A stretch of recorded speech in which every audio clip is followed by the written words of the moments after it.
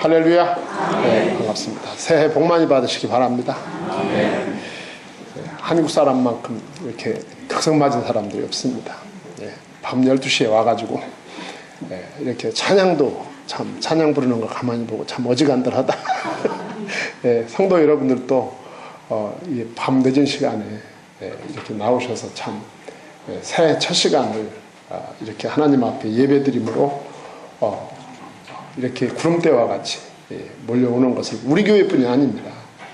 아까 11시쯤 이렇게 나가보면 전부 교회 가는 자동차, 성경책 끼고 교회 가는 사람들이 그냥 길바닥에 새카맣습니다. 참 감사하고 하나님께서 2014년도에도 우리나라에 분명히 큰 은혜와 복을 주실 줄 믿습니다. 오늘은 이제 그 예수님께서 이 땅에서 예수님만큼 위대한 삶을 사는 분이 누가 있겠습니까? 우리들도 내가 어떻게 하면 잘 사는 것일까? 우리가 이제 그렇게 물어볼 수 있죠. 자기 스스로에게. 그 답변은 분명합니다. 예수님처럼 사는 것이죠. 예수님처럼 사는 삶이 가장 잘 사는 삶이고 가장 위대한 삶이다. 그렇게 정의할 수가 있을 것입니다. 또 이 세상에 이유 없이 존재하는 것은 없습니다. 하나님께서 다 이유가 있어서 보내신 거예요. 여러분 한 분 한 분도 하나님이 다 이유가 있어서 보내신 것을 믿으시기 바랍니다. 그냥 오신 것이 아닙니다. 하나님이 뜻이 있어서 이 땅에 보내셨어요. 다 목적이 있다 그 말이죠.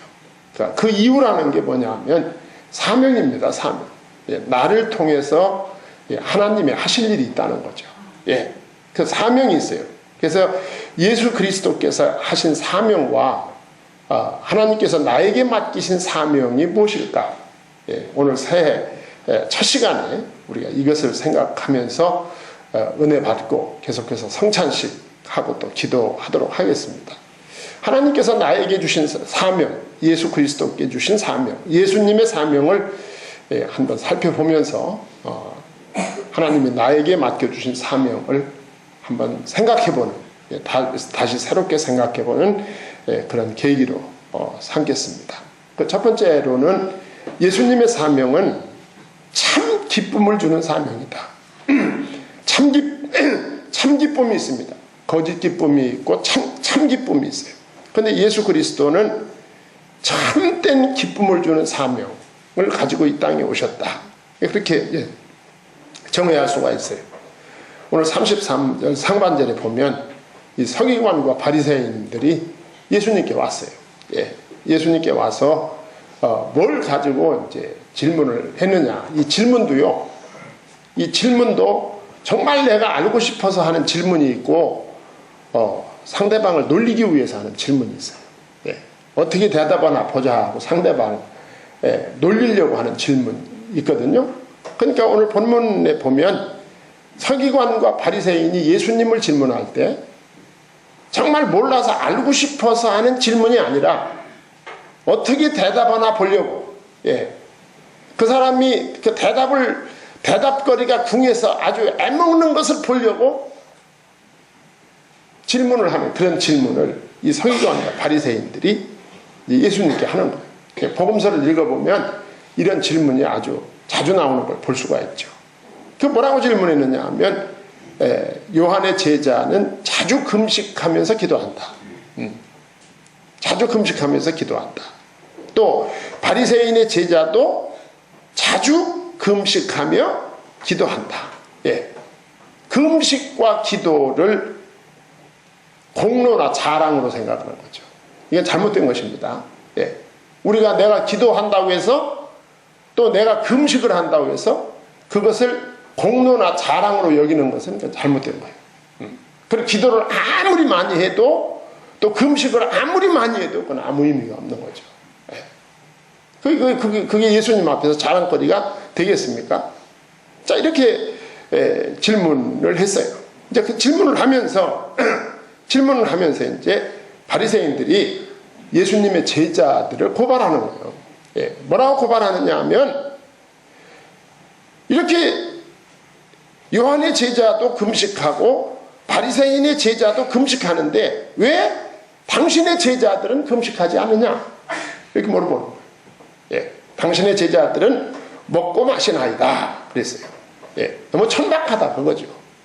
요한의 제자도 금식하고 바리새인의 제자도 금식하면서 기도하는데 당신의 제자들은 맨날 먹기만 하고 기도도 안 하고. 예. 이게 어떻게 된 거냐 도대체? 이런 질문을 이 서기관 또 바리새인들이 예수님 앞에 와서 하는 거예요. 예.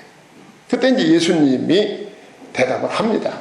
그 예수님의 대답이 34절에 예수께서 그들에게 이르시되 혼인집 손님들이 신랑과 함께 있을 때에 너희가 힘으로 금식하게 할 수 있느냐 그랬어요.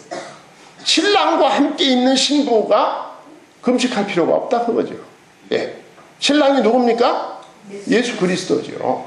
신부가 누굽니까? 우리 모두입니다. 모든 성도는 신부죠. 예수 그리스도는 모든 성도의 신랑과 같은 존재다 그 말이죠. 신랑과 함께 있는 신부, 그날은 잔칫날이다 그 말이죠. 그러니까 여러분과 저도 죽은 자 가운데서 부활하시고 지금 살아계신 예수님을 믿고 예수님과 동행하면 여러분의 삶이 잔칫날과 같은 삶이 된다. 잔칫날 금식할 필요 있냐? 그거 예수님 얘기가. 세상에 잔칫날 금식 기도하는 사람이 어딨냐? 예. 그건 말도 안 되는 소리 아니냐? 이게 뭘 말합니까? 예수님의 사명은 우리 모든 성도의 신랑으로서 성도된 신부들에게 기쁨을 주는 사명을 가지고 오셨다. 할렐루야. 우리가 예수 그리스도를 진실로 영접할 때 하나님의 자녀가 되고 우리가 신부된 그리스도인으로서 신랑 되신 예수님과 함께 참된 기쁨을 누리는 삶을 살아갈 수가 있는 것입니다. 그런 기쁨이 여러분의 삶 속에 2014년도에 충만하기 바랍니다. 네. 기뻐야 돼요. 기뻐야 돼. 기쁘지 않으면 소용없어요. 천금이 생겨도 내 마음이 불행하면 그건 진짜 불행한 사람입니다. 예. 내 몸이 연약하고 내 몸이 아프고 물질적인 것이 부족한다 하더라도 예수 그리스도로 말미암아 내 배에서부터 기쁨의 생수가 터져 올라오면 그 사람이 진짜 부자고 그 사람이 진짜 복된 사람입니다. 예. 예수님은 이런 기쁨, 생명의 기쁨을 우리에게 주시기 위해서 오셨다. 요한복음 15장 11절에 보면 내가 이것을 너희에게 이름은 내 기쁨이 너희 안에 있어 너희 기쁨을 충만하게 하려 함이라 그랬어요. 또 요한복음 16장 24절에 지금까지는 너희가 내 이름으로 아무것도 구하지 아니하였으나 구하라 그리하면 받으리니 너의 기쁨이 충만하리라 그랬어요. 2014년도 예수님을 믿고 기도 열심히 하시고 응답받아 기쁨이 충만한 한 해가 되시기 바랍니다. 예수님은 참 기쁨을 주신 사명으로 오셨다. 두 번째는 여러분들 이해하기가 조금 어려우실 거예요. 두 번째는 예수님은 죽으심에 대한 사명을 가지고 오셨어요. 이건 좀 이해가 안 되죠. 죽으심에 대한 사명. 예수님의 죽으심은 우리들의 죽음과는 좀 다릅니다. 오늘 35절에 보면 예수님께서 그 이어서 잔칫날에 이어서 하시는 말씀이 그러나 앞에 말씀 그러나 그날에 이르러 여기 그날은 언제냐면 예수 그리스도가 십자가에 못 박히는 날입니다. 예, 예수 그리스도가 체포되시고 재판 받으시고 그리고 십자가에 못 박혀 죽으시는 날. 예. 그날에 이르러 그들이 신랑을 빼앗기리니 그날에는 금식할 것이니라 그랬어요. 금식할 날이 따로 있다 그 말이죠. 예. 예수님은 제가 어렸을 때는 예수님이 33세에 돌아가셨다니까 예수님이 돌아가신 것도 상당히 예수님도 오래 사시다 돌아가신 줄 알았어요. 제가 어렸을 때는. 그런데 지금 보니까 예수님이 완전히 청년 때 돌아가신 거예요. 청년 때. 예. 지금 우리 교회 부목사님, 전도사님들하고 지금 나이가 비슷해요. 예수님 나이. 우리 교회 부목사님들, 전도사님들 보세요. 청년들이잖아요. 예. 그 나이 때 예수님이 십자가에 못 박혀 돌아가신 거야. 청년 예수가 십자가에 못 박혀 돌아가셨죠. 그 예수님이 짧은 기간, 그 예수님의 생애 자체가 아주 짧은 거죠. 33년. 예. 그리고 그 33년 중에도 공생의 기간이 3년 반. 예. 이 3년 반 동안 예수님이 공생애를 사셨어요. 이 공생애 3년 반 동안 예수님이 사역을 하시는 중에 그 예수 그리스도께서 내가 십자가에 못 박혀 죽을 것이고 다시 살 것이다. 이 말씀을 누누이 하셨어요. 그런데 사람들은요, 옛날이나 지금이나 본인이 듣고 싶은 것만 듣습니다. 예. 옛날도 그렇고 지금도 마찬가지예요. 예. 다 말을 많이 해도 본인이 듣고 싶은 것만 들어요. 예수님의 제자들은 듣지 않았어요. 예수님의 죽으심, 예수님의 부활하심에 별로 신경 안 썼어요. 예수님은 여러 차례 말씀하셨어요. 그리고 무엇도 말씀하셨느냐? 내가 죽음으로, 내가 십자가에 못 박혀 죽고 부활하고 그 다음에 승천함으로 성령이 이 땅에 오게 된다. 그 말이죠. 성령이 강림하게 된다. 예수님께서 누누이 말씀을 하셨습니다. 요한복음 14장 16절에 보시면 다른 보혜사를 주사, 다른 보혜사가 누굽니까? 성령이죠. 성령. 다른 보혜사를 주사 영원토록 함께 있게 하겠다 그랬어요. 예수님이 죽으시고 부활하시고 승천하셔서 이제 승천하시고 이제 다른 보혜사를 보내셔서 그 다른 보혜사와 함께 영원히 너희와 함께 하겠다. 예. 그러니까 살아계신 예수님은, 부활하신 예수님은, 승천하신 예수님은 보혜사 성령으로 지금도 여러분 안에 계시고 여러분과 동행하시는 성령으로. 그리고 요한복음 14장 26절에 보니까 예수 이름으로 오실 보혜사가 성령이 말입니다. 모든 것을 가르치고 생각나게 하리라 그랬어요. 예. 그러니까 우리가 진리를 깨닫는 것도 성령께서 깨닫게 주시기 때문에 깨닫는 거예요.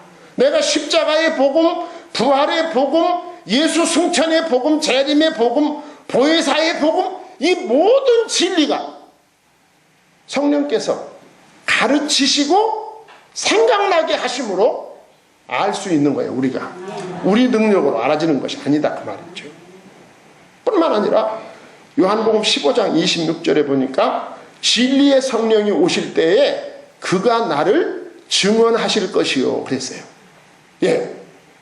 예수님이 승천하신 이후에 보혜사 성령이 오시는 목적이 뭐냐? 예수 증언하려고 오시는 거야. 예수가 그리스도 되심을, 예수가 하나님의 아들 되심을, 예수가 구세주 구원자 되심을 증언하기 위해서 성령이 오신다 그 말이죠. 자, 그런데 이 성령은 예수님이 떠나심으로 오신다 그거죠.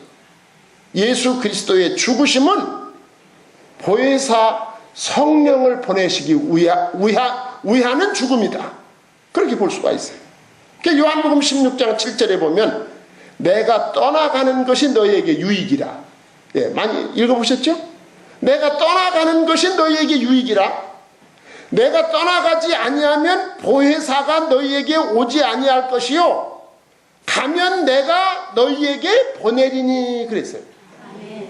보혜사 성령은 예수님이 죽으시고 부활하시고 승천하셔서 하나님 우편으로 가셔서 우리에게 보내신다고 말씀하셨어요.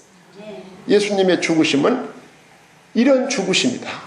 할렐루야. 보혜사를 보내시기 위한 죽음의 사명, 이 사명이 예수님의 죽음이다. 그의 죽으심은 당장은 슬픔입니다. 예, 당장은 슬픔이야. 그러나 곧 기쁨을 가져다 줄 것이다 그랬어요. 요한복음 16장 16절로 22절에 보면 이런 표현이 나옵니다. 조금 있으면 나를 보지 못하겠고 조금 있으면 보리라 그랬어요. 예. 기억나시죠? 조금 있으면 나를 보지 못하겠고 조금 있으면 나를 보리라. 이게 뭡니까? 조금 있으면 나를 보지 못하리라. 예수 그리스도의 십자가의 죽으심을. 조금 있으면 나를 보리라.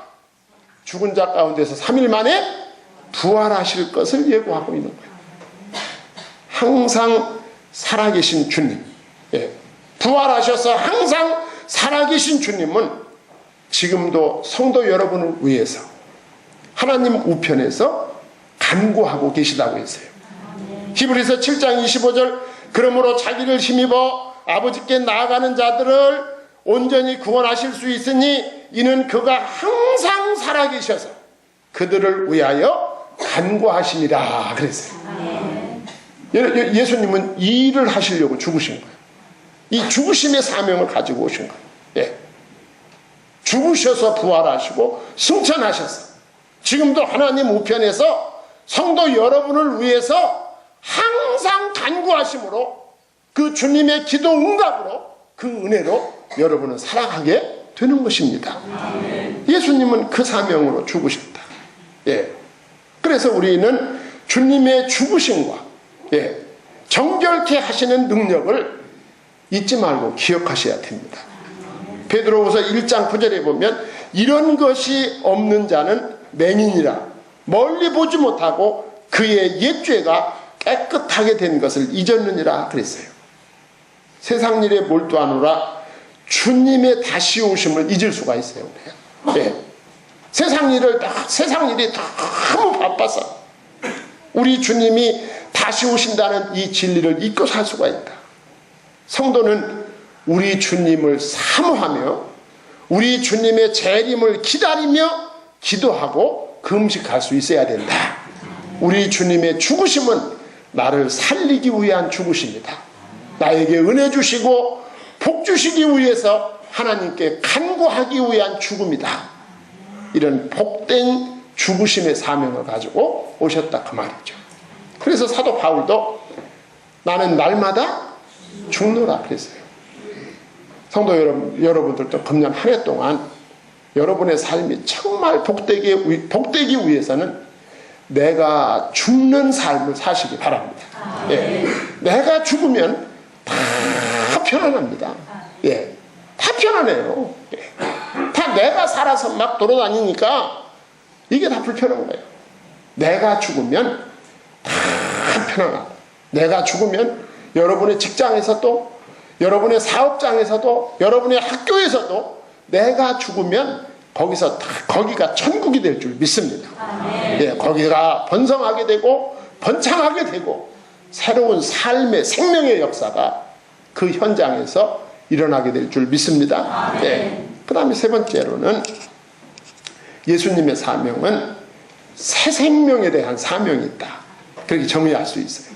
자, 예수님이 이제 뭐라고 말씀을 하셨느냐 하면 36절에서 39절에 보면 새 옷을 잘라서 헌 옷을 깁는데 사용하는 사람은 없다 그랬어요. 헌 옷을 깁기 위해서 새 옷을 잡는 사람들, 이게 잡는다고 하는 거예요. 예. 새 옷을 가위로 잘라가지고 헌 옷을 꿰매는 사람이 어디 있느냐 그 말이죠. 예수님의 반문이. 예. 그러면 새 옷을 못 쓰게 되는 거죠. 예. 새 옷을 못 쓸 뿐만 아니라 그 새 옷 조각이 낡은 옷에도 어울리지 않게 된다 그 말이죠. 둘 다 어울리죠. 쓰지 못하고 어울리지 않는다. 예. 자, 예수 그리스도께서 오셔서 하시는 일은 옛 생명을 수습하는 것이 아니라 새 생명 운동을 하고 있다는 거예요. 예. 예수 그리스도는 뭐 율법을 약간 고치기 위해서 오신 분이 아니다. 예. 예수님은 이 세상에 새 생명을 주시기 위해서 오셨다. 예수 운동은 새 생명 운동임을 밝히고 있는 것입니다. 그러면서 예수님이 또 예화를 들어요. 예. 오늘 제목을 여기서 뽑았어요. 37, 38절에 보면 새 포도주는 낡은 부대에 넣지 않는다. 예수님께서 말씀하셨어요. 새 포도주는 낡은 부대에 넣을 수 없는 것이, 이 포도주는 이게 공기가 안 통하면 막 압력이 있지 않습니까? 예. 압력이 있어요. 식당에 가보면 막, 와가지고 와인을 먹는 사람들 보면 막 위에 코르크로 막아놓은 놈을 갖다 뭐 이렇게 해가지고 막 찔러가지고 뻥! 하고 터집니다. 예. 그게 압축이 되어 있기 때문에, 발효하는 힘이 있어요. 그러니까 새 포도주일수록 그 발효력이 더 강한 거죠. 예. 그래서 이 새 포도주는 낡은 부대를 터뜨려 부대도 포도주도 못 쓰게 된다. 그 말이죠. 여기 새 포도주가 뭘까요? 예수님의 생명의 복음입니다. 예. 생명의 복음을 보세요. 낡은 부대가 뭡니까? 율법이죠. 생명의 복음은 율법에 담을 수가 없다. 예. 생명의 복음을 율법이 수용할 수 없다. 그걸 보여주는 거예요. 예수님은 자신의 말씀을 옛사람에게 강제로 주입하는 분이 아닙니다. 예. 이미 하나님을 위해서 예수님이 새 생명 운동을 이미 착수했다. 예수님께서 그 말씀을 지금 하고 계신 거죠. 그러면서 39절에 새 포도주는 묵은 포도주를 마시는 사람에게는 받아들이기 어려운 것이다. 예수님께서 말씀하셨어요. 39절에 묵은 포도주가 오래된 거 좋아해요, 사람들. 예. 가끔 텔레비전에 보면 그 프로그램 나오면 뭐 여행 프로그램 있지 않습니까? 그럼 저쪽 유럽, 뭐 프랑스나 이런 데 가면 막 20년 된 포도주, 30년 된 포도주 그럽니다. 예. 그럼 막 그 포도주 한 병이 막 비싸다. 예. 오래된 걸 좋아한다, 사람들이. 예. 그 예수님께서 말씀. 거기 아주 그 오래된 거에 아주 익숙해졌어.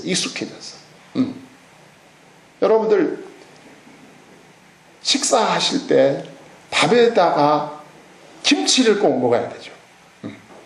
그런데 그게 꼭 그렇게 먹어야만 사는 건 아니거든요. 예. 밥에다가 김치 안 먹고 사는 사람도 많아요, 세계에 가면. 예. 그런데 꼭 밥에다가 김치를 먹어야 사는 건 뭐 때문에 그러냐? 습관이에요, 습관. 어렸을 때부터 습관이 그렇게 들어있는 거예요. 이 포도주도 마찬가지. 묵은 포도주를 마시고 새 것을 원하는 자가 없다. 예. 율법주의로 수백 년, 수천 년 동안 살아온 사람들이 예수 그리스도, 예수 십자가의 생명의 복음을 원하지 않는다. 왜냐하면 이미 수백 년, 수천 년 동안 몸에 익은 것이 편하다 그 말이죠. 일단은 여기 낡은 옷, 낡은 가죽 부대는 구약적인 의문, 아까 말씀드렸듯이 구약적인 의문, 율법을 가리키는 거예요. 새 포도주는 신학적인 복음을 의미하는 것입니다. 그들은 의문의 잣대로 복음을 재단하려 하지만 그건 불가능한 것이다. 수용할 수가 없는 것입니다. 예수 그리스도의 새 생명과 영적 운동을 받아들이기가 어렵다. 그게 많은 시간이 걸린다. 받아들이려면. 우리 성도님들 새해에는 믿음이 좋아지기 바랍니다. 지금 제가 여러분한테 이 말씀을 드리고 싶어. 우리가 가지고 있는, 내가 가지고 있는 기존의 고정관념이 있습니다. 그게 낡은 부대예요. 예. 기존의 기존의 고정관념. 예. 그거 버리고 복음으로 가득 채우시기 바랍니다. 예. 복음으로 가득 채울 때 우리 하나님께서 여러분을 진짜로 만족하게 해주십니다. 내가 이걸 이제 알게 되었구나. 고린도후서 5장 17절에 그런즉 누구든지 그리스도 안에 있으면 새로운 피조물이라 이전 것은 지나갔으니 보라 새 것이 되었도다. 새 것으로 살아가는 한 해가 되시기 바랍니다. 예수 안에서 새 것이 됩니다. 예. 예수 안에서 이 새로운 예수 생명의 이 복음으로 내 부대를 채워가는 그런 역사가 있어야 됩니다. 성경 한 절 읽고 마치겠습니다. 골로새서 3장 10절 새 사람을 입었으니 이는 자기를 창조하신 이의 형상을 따라 지식에까지 새롭게 하심을 입은 자 아니라. 예수 이름으로 새로워지는 복된 한 해가 되시길 주의 이름으로 소망합니다.